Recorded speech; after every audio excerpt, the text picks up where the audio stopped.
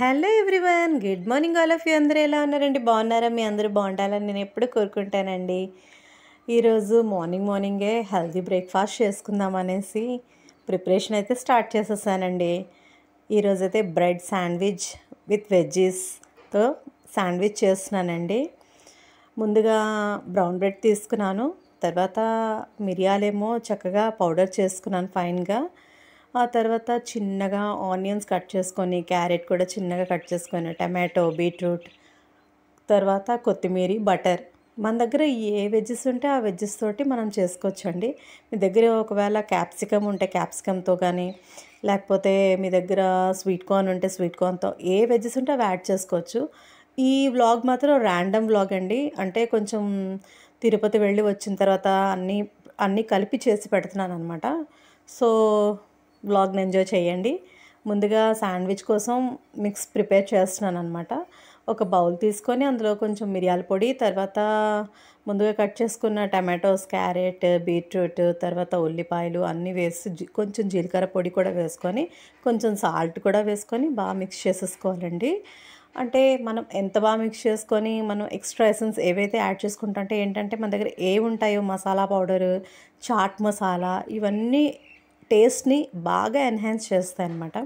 So అలాగా మంచిగా mix చేసుకొని ఆ తర్వాత కొంచెం కొరియాండర్ కూడా వేసుకోవాలన్నమాట. వేసుకొని బాగా మిక్స్ చేసుకొని మనం ఈ బ్రెడ్ స్లైసెస్ మీద పెట్టుకొని రోస్ట్ చేసుకుంటే సూపర్ టేస్ట్గా ఉంటుందండి.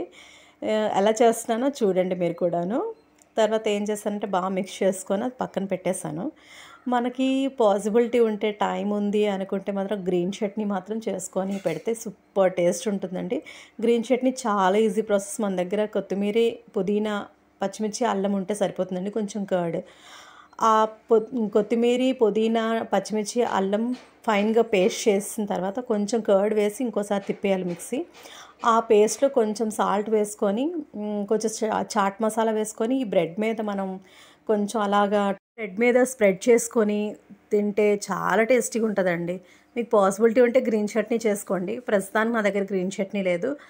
నేనైతే టమాటో కెచప్ను బటర్ తోటి అడ్జస్ట్ చేసేస్తున్నాను. ముందు టమాటో కెచప్ని ఒక డ్రాప్ వేసుకొని స్ప్రెడ్ చేశానండి బాగాను.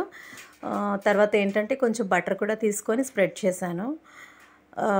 అదంతా బాగా 2 స్లైసెస్ మీద బాగా స్ప్రెడ్ చేసిన తర్వాత మనం ముందుగా మిక్స్ చేసి ఉంచుకున్నాం కదండి వెజ్జెస్ తోటి, ఆ వెజ్జెస్ని అందులో ఫిల్ చేసేసుకొని రోస్ట్ చేసేసుకోవడమేనండి. చాలా టేస్టీగా ఉంటుంది. చాలా త్వరగా అయిపోయే బ్రేక్ఫాస్ట్, హెల్దీ బ్రేక్ఫాస్ట్ అండి. డైలీ పిల్లలకి ఒకే బ్రేక్ఫాస్ట్ ఇడ్లీ, ఉప్మా, దోశ అంటే చాలా వాళ్ళకి బోరింగ్గా ఫీల్ అవుతారు. సో మనం ఇలాగా కొత్తగా ఇన్నోవేటివ్గా వాళ్ళకి కలర్ఫుల్గా పెట్టామనుకోండి, తింటారు కదండి ఇష్టంగాను. అంటే మనం తీసుకునే ఫుడ్లోని ఎన్ని కలర్స్ ఉంటుందో అన్ని కలర్స్ వీళ్ళుంటే మనం తింటే చాలా మంచిదటండి. మ్యాక్సిమం అలా ట్రై చేయండి. వెజ్జెస్ అన్నవి డిఫరెంట్ కలర్స్, క్యారెట్, బీట్రూట్, తర్వాత టమాటో, ఆనియన్, ఈ తర్వాత కుకుంబర్, ఇవన్నీ కలర్వి తింటే చాలా మంచిదండి హెల్త్కి. మీరు కూడా ఇలా ట్రై చేయండి. యమ్మీ బ్రెడ్ శాండ్విచ్ అయితే రెడీ అయిపోయింది. మీరు కూడా తొందరగా చేసేసుకొని టేస్ట్ చేసేసండి. మరి ఇంకెందుకు లేట్? మార్నింగే మంచి బ్రేక్ఫాస్ట్తో స్టార్ట్ చేసామంటే ఆ డే అంతా సూపర్ ఉంటుంది కదా. సో బ్రేక్ఫాస్ట్ అయితే కంప్లీట్ అయిపోయింది. తర్వాత ఇది తిరుపతి నుంచి వచ్చిన తర్వాత వెంకటేశ్వర స్వామికి పూజ చేయాలి కదండి. సో తండ్రికి అయితే పూజ చేస్తున్నాం. ఆ రోజు పరమన్నం చేస్తాం అనమాట. పరమన్నం చేసి కొబ్బరికాయ, అరటిపళ్ళు నైవేద్యం పెట్టి ఒక లడ్డు ఏమో దేవుడి దగ్గర పెడతాం, మిగతా లడ్డూలు తెచ్చినవని పక్కన పెడతాం అనమాట. అలా పెట్టి పూజ చేసేసాను. ఆ తర్వాత లంచ్ ప్రిపరేషన్ అయితే స్టార్ట్ అయిపోయిందండి. అంటే ఇవి చెప్పాను కదండి, ఇది ర్యాండమ్ వ్లాగ్. కొన్ని క్లిప్స్ యాడ్ చేశాను అనమాట ఇక్కడ. తర్వాత ఈ లంచ్ ప్రిపరేషన్ ఏంటంటే ఇవాళ తోటకూర ఫ్రై చేద్దాం అనేసి ముందుగా తోటకూరని చిన్నగా చాప్ చేసేసుకున్నాను. ఇప్పుడు మనం లీఫీ వెజిటేబుల్స్ అన్నవి ఏం చేయాలంటే ఎప్పుడైనా సరే మంచిగా క్లీన్ చేసుకొని, కొంచెం మనకు దగ్గర క్రిస్టల్ సాల్ట్ ఉంటుంది కదండి, కొంచెం క్రిస్టల్ సాల్ట్ తీసుకొని ఆ తోటకూర, అంటే తోటకూరనే కాదు ఏ లీఫీ వెజిటేబుల్ అయినా సరే కొంచెం క్రిస్టల్ సాల్ట్ వేసుకొని కొంతసేపు అది వాటర్లో ఒక 10 to 15 మినిట్స్ ఉంచామనుకోండి మంచిదండి. అంటే అవి ఏంటంటే వాళ్ళు వెజిటేబుల్స్ అన్నవి ప్రాపర్గా పండించట్లేదు కదండి. ఇన్నాళ్ళ మనకి హైజీనిక్గా ఉండేవండి. ఇప్పుడు అలా ఉండడం లేదు కదా. మనం చాలా కేర్ఫుల్గా ఉండి జాగ్రత్తగా మనం ప్రికాషన్స్ తీసుకుంటూ వెజిటబుల్స్ అన్నీ మంచిగా క్లీన్ చేసుకొని కుక్ చేసుకోవాలండి. సో అలా చేస్తున్నాను అనమాట. ఆ తర్వాత ఏంటంటే ప్యాన్ పెట్టుకున్నాను. ప్యాన్ పెట్టుకొని ఆనియన్స్, తర్వాత శనగపప్పు, మినపప్పు, వెల్లుల్లి గుడ్లు, తర్వాత జీలకర్ర, ఆవాలు, ఎండుమిర్చి ఇవి వేసేసుకొని బాగా ఫ్రై చేసుకోవాలండి. ఈ ఆనియన్స్ అనేవి ట్రాన్స్పరెంట్ అవ్వాలి, అంతవరకు ఫ్రై చేసుకోవాలి. తోటకూర ఫ్రై తర్వాత గానుగ నూనె అంటారు కదా, అంటే నువ్వుల నూనె తెలిసే ఉంటుంది మీకు.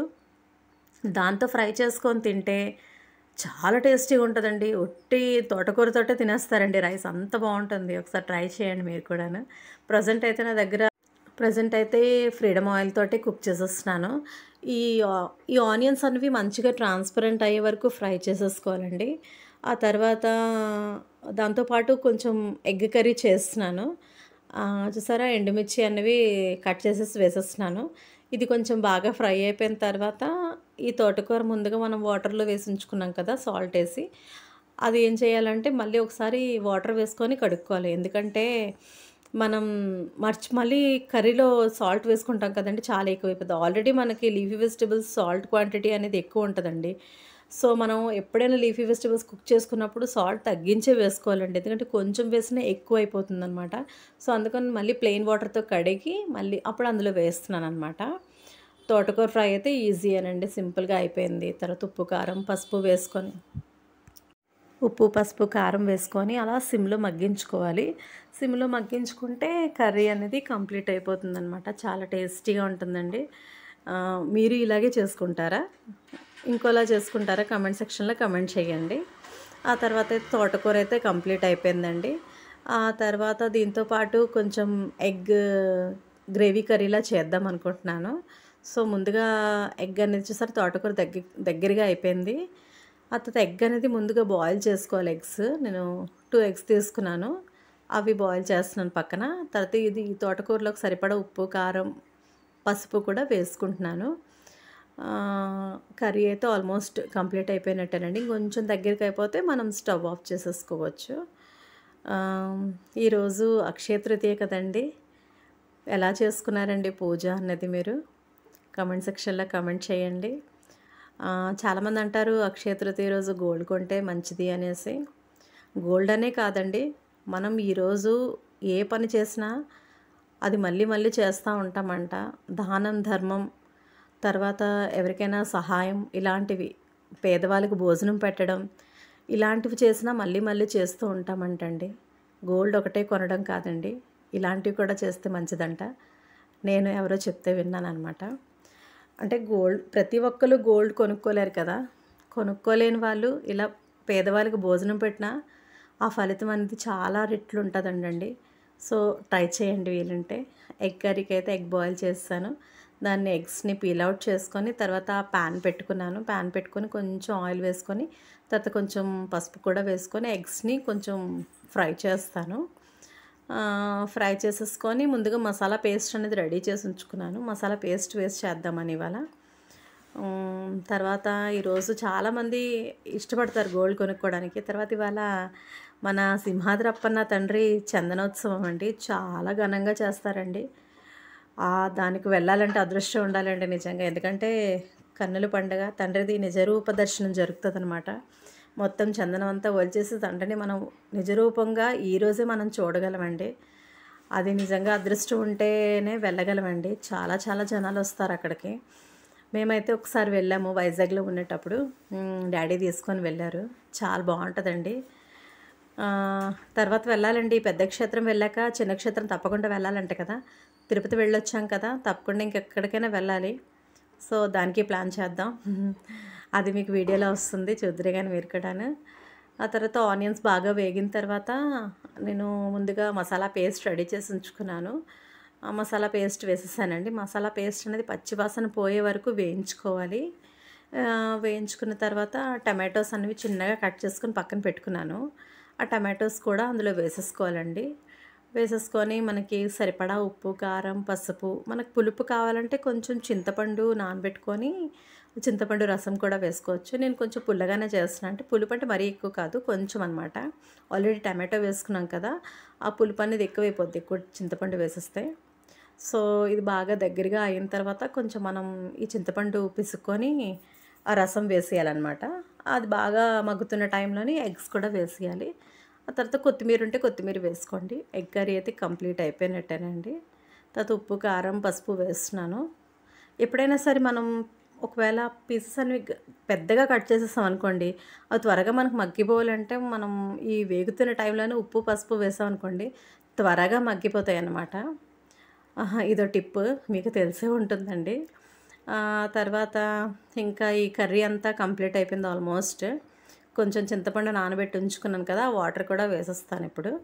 ఆ వాటర్ వేసిన తర్వాత అది ఉడుకుతున్న టైంలోనే ఎగ్స్ కూడా వేసేస్తే ఎగ్ కర్రీ అయితే కంప్లీట్ అయిపోయింది. ఈరోజు లంచ్ అయితే సెట్ అయిపోయిందండి. మీరేం చేసుకున్నారు లంచ్లోకి, బ్రేక్ఫాస్ట్లోకి? కమెంట్ సెక్షన్లో కమెంట్ చేయండి, లైక్ చేయండి, షేర్ చేయండి, సబ్స్క్రైబ్ చేయండి. నా ఛానల్ని సపోర్ట్ చేసి ఇంకా ముందుకు పంపించండి. నాకు మీ సపోర్ట్ అనేది చాలా చాలా చాలా ఇంపార్టెంట్ అండి. మీ సపోర్టుతోటే నేను ఇంతవరకు వచ్చాను. ఇంకా ఇంకా ముందుకు రావాలంటే మీరు ఇంకా సపోర్ట్ చేయాలి. నా వ్లాగ్స్ని ఇంకా మీరు చూస్తూ ఇంకా ఎలా తీయాలో కొంచెం నాకు సజెషన్స్ కూడా ఇవ్వండి. దాన్ని బట్టి నేను మోడిఫికేషన్స్ చేసుకుంటూ మీ ముందుకు ఇంకా మంచి మంచి వ్లాగ్స్తో వస్తానని నేను అనుకుంటున్నాను. సో నా వ్లాగ్స్ని బాగా సపోర్ట్ చేసి మీ ఫ్రెండ్స్కి సజెస్ట్ చేయండి నా వ్లాగ్స్ చూడమని. వాళ్ళకి ఇంకా చెప్పండి లైక్ చేయమని, షేర్ చేయమని, సబ్స్క్రైబ్ చేయమని. మీరు ఇంతవరకు నన్ను తీసుకొచ్చినందుకు మీ అందరికీ చాలా థ్యాంక్స్ అండి. నా వ్లాగ్స్ని మంచిగా చూస్తున్నారు, సపోర్ట్ చేస్తున్నారు. కానీ చాలామంది సబ్స్క్రైబ్ చేసుకోవట్లేదు. ప్రతి వీడియోలో చెప్తున్నానని ఏమనుకోకండి. ఎందుకంటే మీరు సబ్స్క్రైబ్ చేసుకొని చూస్తే నాకు ఒక ఎనర్జీ బూస్టప్ అయినట్టు అనమాట. సో సబ్స్క్రైబ్ చేసుకొని నా వ్లాగ్స్ని చూస్తూ ఉండండి, సపోర్ట్ చేయండి. ఇంకా ముందుకు తీసుకొని రండి. ఇంకా మంచి మంచి వ్లాగ్స్ మీ ముందుకు తీసుకొస్తాను. అంటే డిఫరెంట్ కాన్సెప్ట్లు, అంటే డైలీ రొటీన్ వ్లాగ్స్తో పాటు డిఫరెంట్గా చేసి పెడతాను మీకు. Thank you for all your support. Bye friends, take care. మళ్ళీ నెక్స్ట్ వ్లాగ్లో కలుద్దాం. Okay, bye, see you.